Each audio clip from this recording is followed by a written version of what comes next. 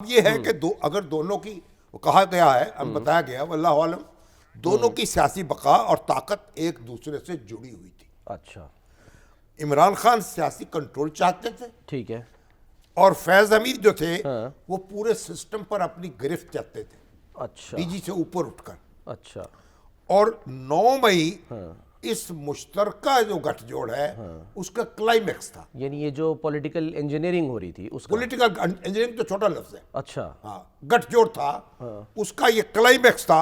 और रियासती अदारों पर जो मुनज़्ज़म हमला था, ये कुदरती वाकया नहीं था, कोई प्री प्लान ऐसा नहीं था। हाँ, ये एक मनसूबा साजी के जरिए ये काम किया गया था। ठीक है।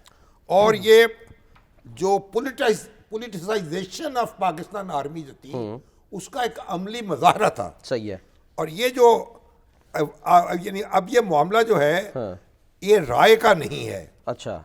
और ये कानूनी फैसला जो है अब गोया इसकी पहली कड़ी है। इसके बाद ये मामला जो गठजोड़ जाए, ठीक है। इसकी तफसील मालूम होगी, पर इसमें कौन कौन इन्वॉल्व होगा, सही है। कौन कौन मजीद उसमें मुल्ज़म होगा, ठीक है। और किस तरह ये कार्रवाई आगे बढ़ेगी। ठीक है, ये अभी इब्तदा है, यानी अभी बहुत कुछ आना इसमें भी बाकी है।